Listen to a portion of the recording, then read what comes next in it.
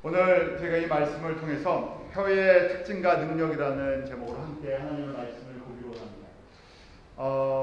제가 계속해서 야고보의 말씀을 보고 있는데 야고보 당시에 그 흩어졌던 믿음의 성도들이 그들이 문제가 있었죠.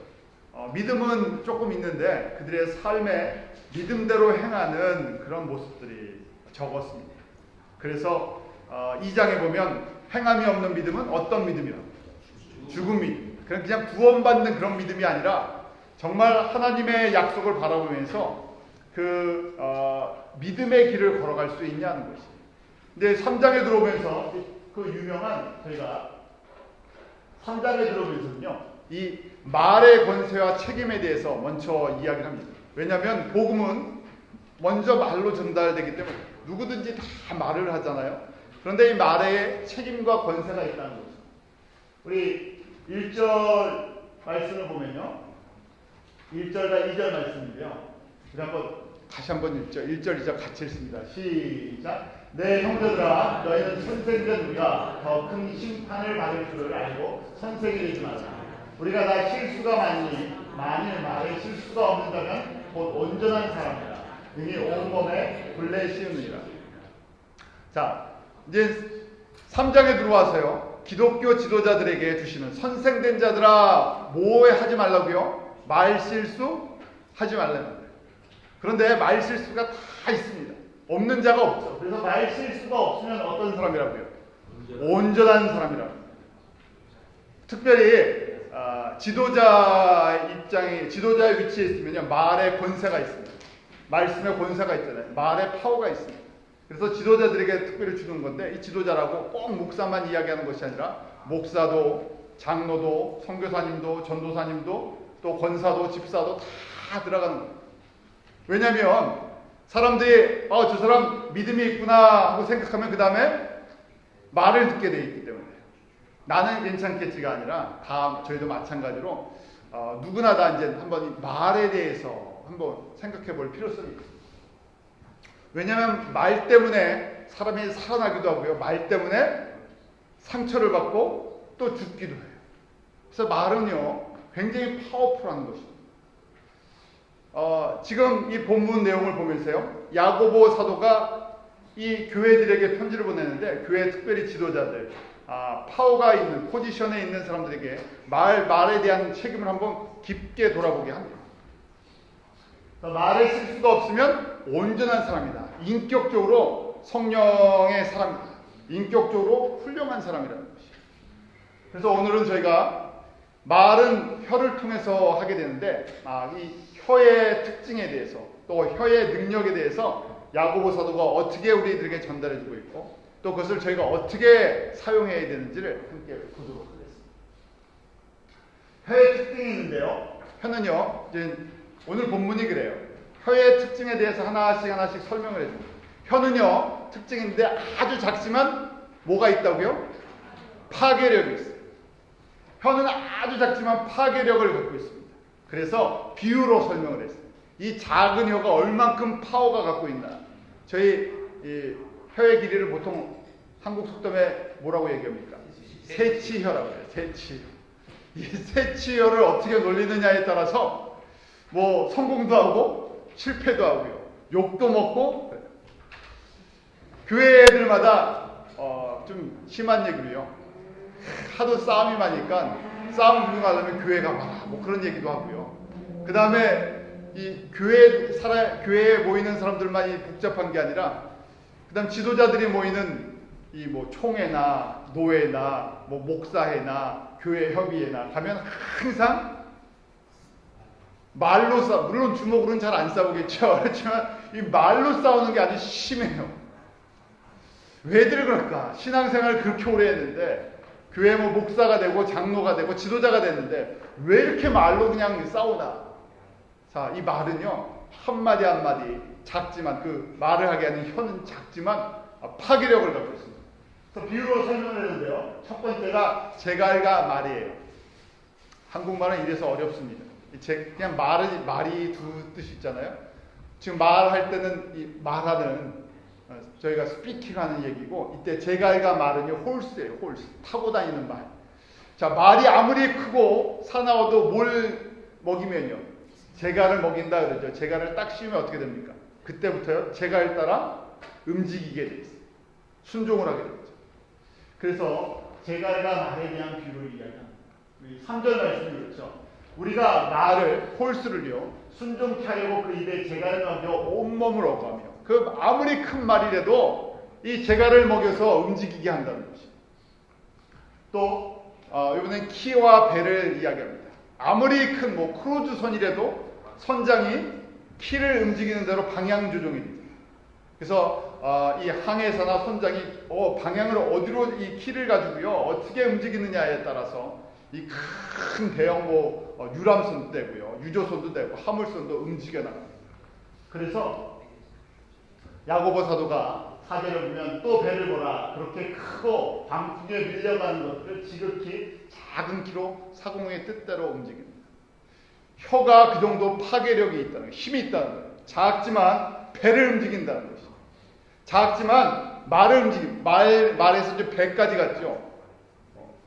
한 사람도 움직일 수 있고요, 공동체도 움직일 수 있고요, 나라도 움직입니다. 그래서 대통령이나 이번에 서울에 시장 선거한다 그러면 말들이 얼마나 많습니까? 요새는 입으로 하는 말도 파워가 있지만 얼로 하는 말이에요. 인터넷으로 하는 그 말도 얼마나 파워가 있는지 그 안에 그 파워들을 이야기해주죠.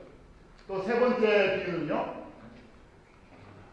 작은 불씨와 산불, 숲속에 이 나무를 태우는 것을 비유로 들고 있어요. 그래서 작은 불씨가 이 산 전체를, 숲 전체를 태우죠. 어렸을 때 그 불조심 포스트 하면 그런 말들 하잖아요. 여러분들 생각나십니까? 불조심 포스터에 들어가는 말들이요. 꺼진 불도 다시 보자. 그 다음에 그림 그리려면 뭐를 하나 딱 그려놓습니까? 성냥개피 하나를 산 그림에다 그려. 우스운 소리로 제가 그림을 참 못 그립니다. 입체감을 갖고 그려야 되는데 성냥개피는 알겠고 산을 그려야 되는데 제가 그럼 어떻게 그렸겠어요? 성냥 하나에다가 산을 이렇게 그리니 그 그림이 그리고 나면요 전혀 볼품이 없어요. 그렇지만 강조하는 것은 성냥개피와 같은 작은 하나가 숲 전체를 태우고, 특별히 우리 캘리포니아 같은 경우에 드라이 되어 있는 데는요 작은 불 하나가 산 전체가 아니라 어떻게 합니까? 주 전체를 갖다가 완전히 다 초토화시켜요. 뭐가 그런 파워를 갖고 있다고요? 우리 몸에 혀요. 제일 작은 거, 잘 보이지도 않고요, 항상 이 속에 들어가 있잖아요. 그런데 이 혀가 주 전체를 태울 수 있는, 나라 전체를 태울 수 있는 그런 불씨를 갖고 있다. 그런데 또 이 혀의 특징이 또 뭔가, 두 번째는 혀는 뭐가 안 된다고요? 이걸 이제 잘 여러분들이 이제 저한테도 그렇고요, 여러분들한테도 적용하시고, 혀는 뭐가 안 된다고요? 길들여지질 않는다는 거예요. 야생말도 갖다 길들일 수 있고 다 길들일 수 있는데 제일 길들여지지 않는 부분이 혀라는 거예요. 여러분들 동의하십니까? 아멘 하셔야지. 아멘. 아멘 안 하시는 분, 나는 혀 잘 길들일 수 있습니다 하는 분들이세요? 안 돼요. 혀는 길들여지지 않습니다. 자, 그래서요, 제가 이야기하는 게 아니라 야고보 사도가 성도들을 섬기고 교회들을 섬기는데 지도자도 뭐가 안 됐다고요? 혀가 길들여지질 않으니까 그거 갖고 교회들마다 다 문제가 일어난다는 거예요. 그래서 7절 8절에 보면 짐승과 새며 벌레와 해물은 다 길들므로 사람에게 길들었거니와 혀는 능히 길들일 사람이 없다는 거예요. 또 세 번째 혀의 특징인데, 혀에는 뭐가 가득하다고요? 죽이는 포이즌이 가득하다. 독소가 있다는 거예요. 파괴력이 있을 뿐만 아니라 그 안에 독이 있어요. 그래서 말을 갖다가 이렇게 던질 때 뭐가 나갑니까? 잘못하면 독 화살이 나가. 나는 그런 의도가 아닌데 독 화살이 나갑니다. 마치 독사에 그 독이 있는 것처럼요, 그 독 화살이 나가게 돼 있어요. 부인하고 싶어도 누구에게나 다 길들여지지 않는 부분에서는요, 이 부분이 다 나갑니다. 그래서 뱀을 그 애완동물로 키우기 쉽지 않죠. 독사를. 왜냐하면 잘못하면 주인도 물어 죽일 수가 있기 때문에. 어디에 어느 부분이 우리 몸에 어느 부분이 이런 기능이 있다고요? 혀요. 내 안에 그런 부분이 있다는 것을 사도 야고보가 지금 저희들에게 가르칩니다. 자, 또 혀는요, 네 번째 어떤 특징이냐면요, 위선적이고요, 이중성을 갖고 있어요. 왜냐하면 오늘 말씀 9절부터 12절에 보면 쭉 나오죠. 자, 우리 9절 10절 한번 다시 같이 읽겠습니다. 같이 읽죠? 시작. 이것으로 우리가 주와 아버지를 찬송하고 또 이것으로 하나님의 형상대로 지음을 받는 놈을 저주하나니 한 입으로 찬송과 저주가 나옵니다. 내 형제들아 이것이 마땅치 않다. 이게 참 신기한 겁니다. 일반적으로요, 저희가 그 다음에 이제 샘물에 대한 얘기가 나옵니다. 우물에서 물이 나오는데 단물이랑 쓴물이 동시에 일반적으로는요 나올 수가 없지요. 단물이 있는데 거기에 쓴물이 나올 수가 있습니까? 단물은 단물만 나오고요, 쓴물은 쓴물만 나오는데 저희는 사람이라는 것은 독특한 구조를 갖고 있어요. 그래서 우리가 한 입으로 뭐 한다고요? 하나님을 찬송하다가 휙 돌아서면요 사람들을 저주를 해요. 상처를 주고 독을 뿜어냅니다. 자, 이해를 하셔야 돼요. 원래 뭐가 있기 때문에 저희는 독을 갖고 있는 사람들. 그런데 이게 컨트롤이 안 되니까 언제든지 튀어나올 수 있는 거예요. 누구나 다. 목사도 소용없어요. 다 누구나. 신앙생활하는 모든 사람도 다 독을 갖고 있는 사람. 이걸 인식하지 않으면요, 내가 이만큼 신앙생활 했는데 내가 이렇게 뭐 열심히 하는데 나는 독이 없겠지 생각할 수가 있어요. 그런데 중요한 것은 우리는 독을 누구나 갖고 있어요. 그래서 독을 갖다가 만들어내는 부분을 뭐라고 저희가 말씀드린 겁니까? 지금 쓴뿌리라는 거예요. 쓴뿌리가 다 있다 그랬죠? 히브리서 12장 15절 말씀처럼. 쓴뿌리가 있기 때문에 이 이너 하트 안에, 우리 마음 안에요, 다 상처들과 아픔들이 쌓여갖고요, 그것이 독소를 만들어내는데, 그렇기 때문에 저희가 예수를 믿었지만 예수를 믿는 순간에 이 독소가 있는 쓴뿌리가 다 빠진 거라고요, 안 빠진 거라고요? 전혀 안 빠졌는데 하나님께서 내가 너를 나의 자녀다, 아들이다, 딸이다. 누구 때문에? 예수님 때문에 이렇게 인정해 주십니다. 그래서 우리 가운데 그런 이중성이 있습니다. 위선적이에요. 누구에게나 다 똑같아요. 이 부분이 정리가 안 됐기 때문에 지금 야고보 사도가 이 부분이 너희들이 정리가 안 됐는데 이거 잘 생각해서 결론적으로 뭘 시켜주기 위해서, 길들여지지 않는 혀와 이 안에 이중성에 있는 것을 갖다가 정리시켜주기 위해서 이 부분을 갖다가 우리에게 말씀해 주는 것입니다. 인포메이션, 정보가 있어야 내 상태가 어떤지 진단을 하는 거예요. 진단이 돼야 그 다음에 치료 방법도 생기는 것입니다. 끝으로요, 아주 중요한 겁니다. 혀의 특징인데 혀는 어디랑 연결이 되어 있다고요? 마음이랑 연결이 되어 있어요. 이게 아주 중요한 거예요. 혀는요 독립적으로 혼자 움직이지 않습니다. 혀가 작지만 파워가 있고, 또 혀가 어떤 기능이 있다고요? 파워가 있고요. 그 다음에 길들여지지 않고, 그 다음에 독이 있고, 또 그 다음에 이중성이 있고. 그런데 이 혀가 혼자 움직이는 게 아니라 뭐에 의해서 움직이는 거예요? 이 혀는요 마음이랑 연결이 되어 있어요. 그래서 13절부터 16절에 쭉 표현이 되어 있는데 결론은요, 마음속에 있는 것이 무엇으로 표현된다는 것입니까? 혀로요. 그래서 이렇게 생각합니다. 혀는, 우리 한번 같이 읽어보죠. 혀는 뭐라고요? 내 인격과 마음의 뭐라고요? 대변자, 스포크맨. 저희의 마음에 무엇이 들어있느냐에 따라서 혀를 통해서 나타나게 되어 있다는 것이에요. 우리 마음에 뭐가 많이 쌓여 있으면요, 독소가, 쓴뿌리가 많이 쌓여 있으면 안 하고 싶은데 자꾸 뭐가 나간다는 거예요. 이 안에 파괴적인 독소가 나간다는 거예요. 저는 이 말씀 준비하면서요, 이 독사에 대해서 한번, 뱀에 대해서 생각해봤어요. 독사가 물론 자기를 보호하기 위해서 독이 있겠지만요, 이제 자녀를, 독사가 자식을 낳았어요. 그럼 자식을 낳으면 독을 물려주고 싶습니까? 안 물려주고 싶습니까? 누가 독을 물려주고 싶은 부모가 어디 있겠어요? 그런데 이것이 그냥 흘러간다. 마찬가지, 똑같은 원리가, 우리가 독소를 갖고 있으니까요, 독소를 처음에 누가 갖기 시작했어요? 원망하자면 아담이에요. 근데 그걸 제공한 사람이 누굽니까? 독소를 갖게. 그러니까 저희가 레이기에 보니까 따르려면 며칠을 정결케 해야 됩니까? 예? 80일. 아들은요? 40일. 66이에요. 66에 14일을 합쳐갖고요. 딸은 80일이고요. 그 점검하는 기간이 있어요. 그래서 또 아들은 그 반만 해요. 자, 그래서 딸들을 더 이렇게 하나. 하여간에 여러분들 뭐 그거는 지나가는 얘기고요.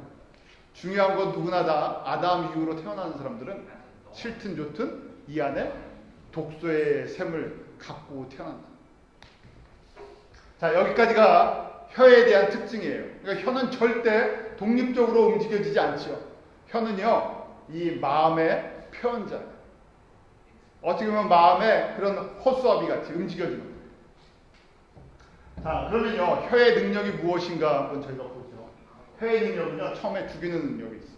오늘 말씀 속에 이렇게 나오죠. 야고보서 3장 6절인데 우리 한번 같이 읽습니다. 시작. 혀는 곧 불이요, 불의의 세계라. 혀는 우리의 지체 중에서 온몸을 더럽히고 생의 밖을 불사르니 그 사는 곳이 지옥불에서 The tongue also is a fire라고 되어 있는데요. 그냥 fire가 아니라 어떤 fire예요? 지옥불에서 나옵니다. 무섭죠? 왜냐하면 우리 안에 우리가 원래 예수님 믿기 전에 누구의 자녀였기 때문에 사탄의 마귀의 자녀들이었고요. 우리가 다 여기에 뭘 갖고 있냐면 지옥불을 갖고 있어요. 무섭잖아요. 지옥불을 갖고 있다니까. 그런데 그것이 지옥불을 갖고 있는 것이 혀를 통해서 나오게 돼 있다. 이게 우리의 모습이냐, 우리의 인사이드인데요. 동시에 또 우리 안에 하나님의 영이 거하시면 하나님의 영을 단물이라고 생각해 보시죠. 하나님의 영은 생명을 주는 것이죠. 예수를 믿고 우리 안에 성령님이 거하기 시작하면요, 살리는 또한 능력을 갖고 있어요. 말은요. 뭐 잠언 25장 11절 또 16장 24절인데 여러분들 다 잘 아는 말씀이에요. 한번 우리 같이 읽어볼까요? 시작. 경우에 합당한 말은 은쟁반의 금사간이다. 그 다음에 16장 24절 선한 말은 꿀송이 같아서 마음에 달고 뼈에 양약이 됩니다. 선한 뭐라고요? 선한 말은, 생명의 말은 나에게 꿀송이 같다. 그 다음에 어떻다고요? 마음에 달고 뼈에 뭐가 된다고요? 보약이 된다는 거예요. 봄, 가을로 보약 지어 드실 생각하지 마시고, 자, 지금부터 이제 보약을 짓는 법을 가르쳐요. 뭘 하면 된다고요? 내 사랑하는 아내나 남편에게 보약을 지어드리고 싶어요. 녹용보다 더 좋은 것이 무엇이라고요?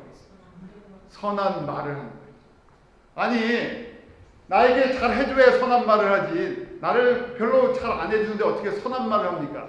그런데 놀라운 이 법칙이요, 내가 선한 말을 해주면 받는 사람만 보약을 먹는 것이 아니라 말해주는 사람도 보약이 돼요.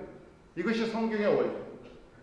선한 말을 똑같아요. 내가 섬기는 사람, 내가 섬겨요. 교회를 섬기고 성도들을 섬기면 받는 사람만 행복한 게 아니라 섬기는 내가 행복해요. 은혜로 섬기고 똑같이 주고받게 돼 있어요. 그래서 봉사를 하고 섬기고 기도하고 이거는요, 주면서 동시에 내가 받는 거예요.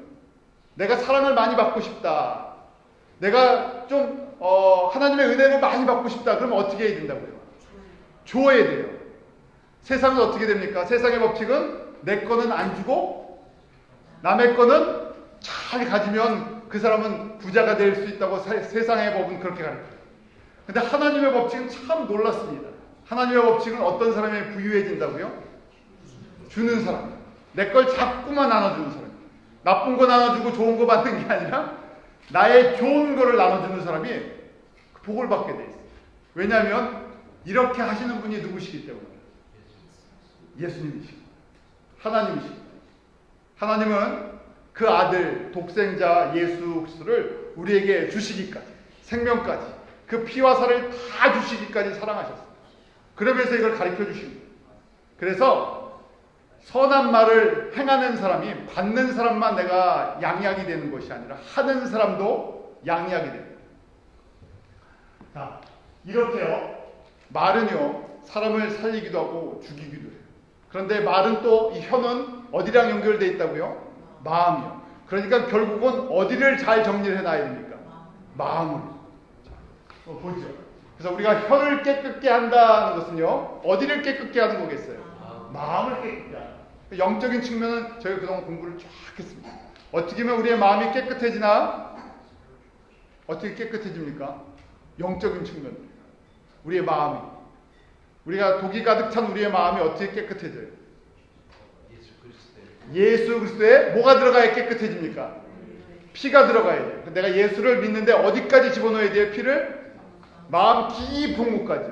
겉에만 뿌리지 말고요. 겉에만 이렇게 묻히지 말고 속에까지 깊게까지. 속 제일 깊은 어디가 있는데요? 독이 가장 많은 데에 뭘 뿌려줘야 돼요? 예수의 피를 뿌리죠. 그러면 그것이 덮어주는 거예요. 우리가 독이 들어있는 독이 들어있는 물을 갖다가 변화시키려면 해독제를 풀어주는 거죠. 예수의 피만이 우리 안에 있는 독소를 어떻게 한다고요? 피를 우리 쓴물을 단물로 변하는 화학적인 영적인 변화를 일으키는 거죠. 그래서 저희가 보혈 찬송하잖아요. 그 보혈 찬송할 때 입만 주의 보혈에서 뭐 덮는다 이렇게 생각하지 마시고 어디까지 내 안에 있는 그 마음의 깊은 곳까지 독소가 가득한 곳까지. 자, 그래서 마음을 깨끗게 해야 되는데요. 먼저 이 예수의 피가 덮어져야 되고요. 그 다음 내 마음속에 누가 거하신다고요? 구원의 성령님. 그 성령님이랑 대화를 해야 돼요. 내 마음을 나도 몰라요. 그런데 누구는 아세요. 내 마음에 계시는 성령님이 의사가 되시고요. 진단을 하십니다. 여러분들 수영장 가면요. 수영장 물을 갖다 관리하는 사람들이 있어요. 그래서 하루에 한 번씩 그 무슨 세균을 검사하기 위해서요. 종이를 넣다가 뺍니다. 그래서 진찰을 해요. 마찬가지로 우리의 마음을 진찰하는 것이 하나님의 말씀이에요. 그 안에 성령님께서 그것을 우리를 깨닫게 해요. 또 다른 성령님의 기능이 있는데 보혜사 성령님, 파라클레이토스, 헬퍼예요. 우리가 그 주님을, 그 성령님을 의지했어요. 보혜사 성령님께 이 내 마음에 이런 이 마음의 더러운 것들을 좀 청소해 주십시오 하고 항상 인바이트하고 초청을 하고 그 다음에 구해요. 세 번째는 말씀의 검을 먹고 그것이 우리에게 힘이 되도록 묵상을 하죠. 자, 이런 건 여러분들이 이제 아는 것만 하지 마시고 어떻게 한다고요? 적용할 때까지. 그러니까 이 가장 기본적으로요. 이걸 하지 않으면 지금 이 영적인 원리인데요. 이 영적인 측면에서 마음을 깨끗게 하는 이 과정을 하지 않으면 어떻게 되겠습니까? 신앙생활을 아무리 해도 이 부분이 고쳐지지 않는다. 그래서 본성이 자꾸만 나와요. 그래서 본성이 나타나는 그 모습이 인간관계에 문제가 생겨요.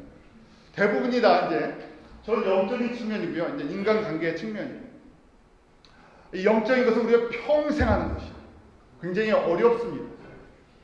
오랜 세월 동안 저희가 말씀 묵상하고 나한테 적용하고 성령님의 도우심을 받고 매일 하면서 내 안에 독소가 조금씩 쓴뿌리가 조금씩 빠져나가요. 또 누구나 다 할 수 있는 건 누구나 다 할 수 있는 것이 인간관계 속에서요. 말하는 것입니다. 그래서요. 아까 좀 전에 우리 잠언 16장의 말씀 보았죠? 선한 말은 어떻다고요? 내 마음에 꿀송이 같고 그 다음에 내 마음에 뭐가 된다고요? 양약, 보약이 된다는 거예요. 사랑하는 사람에게 보약을 드려야 되는데 그것은 이제 이렇게 하는 거예요. 이거 여러분들이 저도 그렇고 여러분들도 이제 매일 훈련해 주셔야 되는데 우리가 일반적으로 누구나 다 비판의식이 있어요. 정확하게 진단하는 이게 사람 인간관계 속에서 저 사람 부족한 게 단점이 장점보다 어떻게 합니까? 잘 보여요. 그래서 단점을 보고 너 이거 잘못했어 하고 바로 지적하는 게 우리 습성들이에요. 그런데 일반적인 거예요. 사람들 관계 속에서 너 잘못했는데 너 그거 잘못했어 하고 직선적으로 얘기해주면 그 사람이 그걸 받아들입니까? 일반적으로 아유 고맙습니다. 나에게 그렇게 지적해줘서 그렇습니까? 아니면 어때요? 사실은요? 상처가 되죠. 그 순간에 좀 인격적인 분은 뭘 표현은 안 하지만 예 감사합니다 그렇지만 아는요? 어떻습니까? 쓰지요. 나도 아는데 나도 아는데 그 얘기를 갖다가 찔러버리면요 다 써요. 아무리 누구래도 다 써요. 그러니까 이걸 바꾸는 거예요. 단점이 보이는데 단점을 뭐라고 얘기해 주는 거예요. 단점 다 압니다. 단점을 뭐라고 얘기해 줘야 돼요. 장점으로 얘기해 줘요. 그래서 오랜만에 봤는데 조금 살이 쪘다면 어휴 오랜만에 봤는데 살찌셨네요. 그러면 특히 여자들한테는요 그 기분 안 좋죠. 그렇게 얘기하면 안 되고 어떻게 해줘야 됩니까? 그건 이제 여러분들이 노력하는 거예요. 이거 잘 생각하고 이거는요 진짜 노력해야 돼요. 그래서 살이 쪘어요. 그럼 어떻게 얘기하겠어요? 건강하시네요. 아유 뭐 얼굴 또 요새는 다 알아요. 얼굴이 보기 좋아졌습니다. 살쪘다고요? 그러니까 뭐 예뻐지셨네. 일부러요. 예뻐지셨으니까 왜냐면 겉을 보는 게 아니라 어디를 보면요. 마음을 보면 예쁜 것처럼 보여요. 아 예뻐지셨네요. 그러면 아 내가 살찐 거 아는데 나보고 예뻐졌다 그러는데 예뻐졌다고 그 얘기 듣고 싫어하는 사람 없죠. 그러니까 남편이나 아내한테도 마찬가지죠. 보면요 분명히 단점이 누구보다도 잘 보여요. 이걸 왜 이렇게 못해? 그러고 하면요 그래 내가 그거 고칠게 이러는 사람 있습니까? 말로는 절대 아내를 남편이 고쳐지지 않아요. 그럼 어떻게 해줘야 되겠어요? 칭찬해 줘야 되는데 그럼 한번 해보세요. 남편한테 뭐라고 얘기해야겠어요? 눈만 뜨면? 남편한테 눈만 뜨면요 뭐라고 얘기해야 됩니까? 사랑합니다. 돈을 못 벌어오는데도 돈을 못 벌어오는데 뭐라고 얘기를 해줘요? 능력이 없어서 그렇게 얘기하면 안 되고요. 뭐라고 얘기해줘야 됩니까? 예? 아니 큰 여자분들이 한번 생각해. 남편이 지금 직장이 없어요. 돈을 못 벌어와요. 그럼 뭐라고 얘기해줘야 돼요? 나는 내 옆에서 내 사랑하는 남편이 나랑 같이 항상 있어서 너무너무 행복해. 일하면 떨어져 있어야 되잖아요. 나는 계속 같이 있고 싶은데 지금 너무너무 행복해. 돈을 못 벌어오는데 행복하다 그러면 남편이 어떻습니까? 이 감동이죠. 내가 정말 나를 이렇게 좋아하는데 나가서 아무 일이라도 좀 해야 되겠구나 하는 생각인데 남편한테 아니 돈 못 벌어오는데 왜 이렇게 돈 못 벌어? 능력이 없어. 미국 생활 어떻게 하는데? 그러면서 하면요 상처가 됩니다. 남편도 상처가 되고 독을 던졌기 때문에 남편이 그러면 고마워 그렇게 이야기하겠습니까? 그러면 또 공격을 하고 그래서 서로에게 독이 돼버려요. 그러니까 지금부터요 여러분들이 이제 이거는 모든 사람에 속해 교회 안에서 특히 또 가정에서 가정을 행복하게 하는 비결은 별게 없습니다. 서로에게요 단점 저도 마찬가지예요. 저 성격이 좀 완벽주의자라서요. 제가 단점 보는 데는 아주 탁월한 능력을 갖고 있습니다. 제가 만약에 단점을 보고 성도님들 만약에 교인들 들어오면서요 저를 만나면서 제가 전부 단점만 오늘 만나면서 전부 단점만 다 말씀드려요. 그러면 그 다음 주에 아무도 안 오세요. 알고 있지만 그걸 갖다 그렇게 표현하지 말고 집에서도 마찬가지. 가정이 좋아지려면 또 우리 관계들이 좋아지려면 이걸 바꾸시는 거예요. 그런데 이것이요 그냥 인간관계 차원이 아니라 이렇게 내가 거꾸로 단점을 장점의 말로 자꾸만 바꿔주면 그 사람이 살아나고요 누구도요 나도 내 안에 독소가 빠집니다. 제가 이 말씀을 계속 또 우리 쓴뿌리랑 또 저희가 수요일날 인간에 대해서 공부하는데 이걸 하면서 내가 쓴뿌리가 있다는 대표적인 증거가 무엇일까 하고 그러다가 화내는 걸 한번 생각해봤어요. 보통 때는 화를 잘 안 내는데 가족한테는 화를 잘 내요. 또 아이들한테는 제가 분노할 수도 있어요.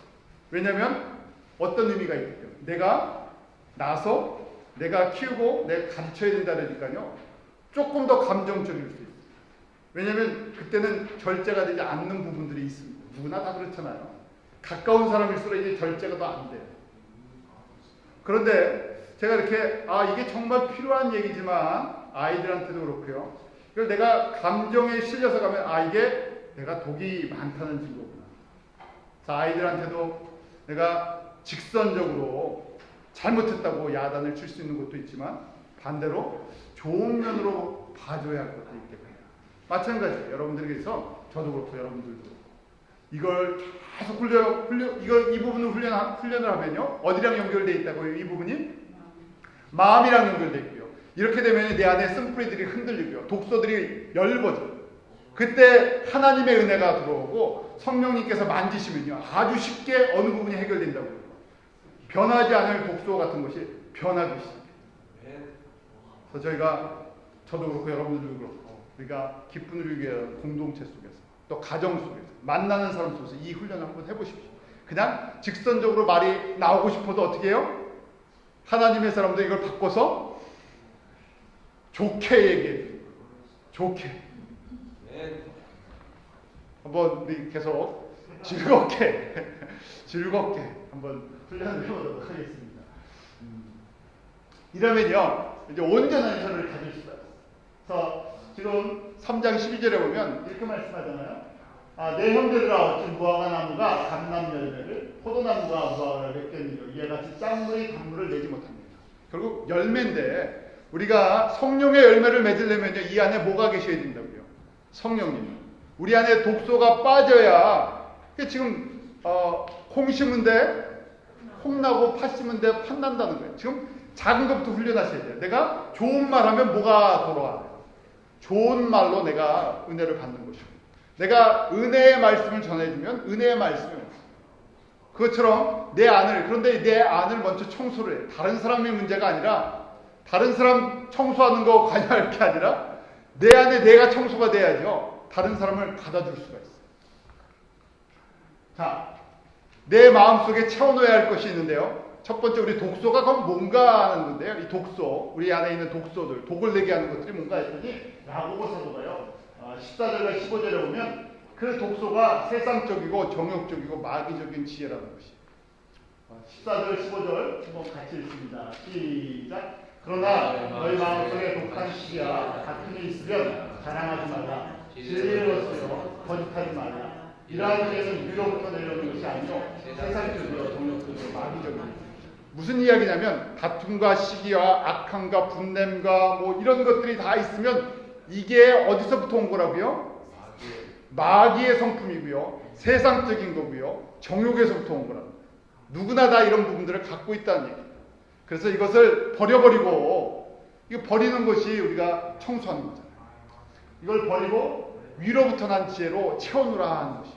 위로부터 난 지혜는 무엇인가? 17절 18절에 보니까 첫째 성결하고 마음에 화평하고 관용하고 양순하며 긍휼과 선한 열매가 가득하고 편덕과 거짓이 없나니 화평케 하는 자들은 화평으로 신어 의의 열매를 거둡니다. 무슨 말씀 같습니까? 이 말씀을 딱 보면서요. 어디 성경의 어느 부분이랑 똑같이 연결이 돼요? 팔복의 말씀. 예수님께서 제자들을 부르시고 팔복의 말씀을 주신 이유가 이게 위로부터 난 지혜인데 이렇게 너희들의 성품을 속사람을 바꾸라는 거예요. 그래서 성결한 거, 관용한 거, 긍휼을 베푸는 거, 화평케 하는 거. 성령의 지혜, 하나님의 말씀. 그래서 본질적인 것은요. 성령께서 말씀을 통해서 우리 가운데 역사할 때 본질적인 게 변해요. 그 본질적인 것을 변화시키는 외형적인 것이 우리가 선한 말, 좋은 말을 해서 격려하는 말을 해주는 거예요. 자, 이렇게 되면요. 결론적으로 이야기 다 아시는 거니까. 똑같은 혀인데 혀는 파괴력이 있다 그랬죠. 그런데 온전한 마음에서 위로부터 난 성령의 지혜를 갖고 있는 사람은요. 이 혀가요. 정반대의 기능을 해요. 무슨 기능을 합니까? 지금 첫 번째 제갈의 역할인데 말을 길들이는요. 자, 예수를 안 믿고 불순종하는 사람들 아니면 예수를 믿는데 순종치 않는 사람에게 이 한마디의 말이 어떻게 된다고요? 그 사람을 믿음으로 순종케 하는 능력의 말입니다. 또 배의 키의 역할을 하는데요. 인생의 방향을 알지 못하고 방황하는 사람들에게 내가 던진 한마디 생명의 말씀이 무슨 역할을 한다고요? 인생의 방향을 정할 수 있고 꿈을 가지게 하고 비전을 가지고 또 내가 한마디 던진 그 예수의 복음이 어떤 영향력이 있다고요? 산불을 일으켜요. 가정에 성령의 불이 일어납니다. 내가 기도하고 내가 복음을 던지는 한마디 말 때문에 어디에 우리 민족이 변하고 교회가 변하고요. 미얀마가 변하고요. 놀랍습니다. 어디에서부터요? 한마디 혀를 통해서 나오는 말이요. 이런 파워가 있다. 거룩한 파워가 있다는 것입니다. 마지막으로요. 그러다 보니까 우리 혀가 이제 무슨 혀가 됩니까? 마지막으로요. 찬송하고 예배하는 혀. 얼마나 아름답습니까? 똑같은 혀인데요. 내 마음을 어떻게 정리하느냐에 따라서, 내 마음을 어떤 지혜로 채우느냐에 따라서 이러한 파워풀한 능력을 갖게 되는 것입니다. 우리가 이걸 투자할 만한 가치가 있겠습니까? 없겠습니까? 훈련할 만한 가치가 있지요. 그러니까요, 야고보 사도가 처음부터 이 메시지를 어떻게 시작했습니까? 시험이 오거든, 시련이 오면 어떻게 하라고요?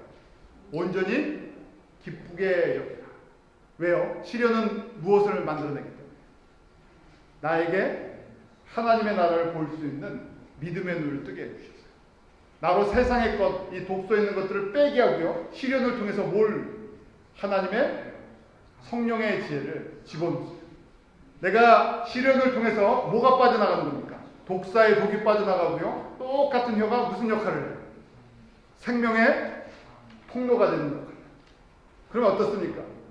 우리가 그런 사람이 될 때, 나는 저 사람의 말 한마디가 나에게는 정말 생수와 같다.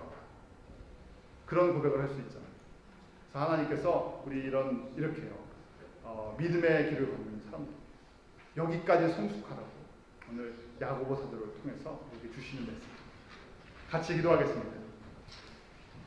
하나님 아버지,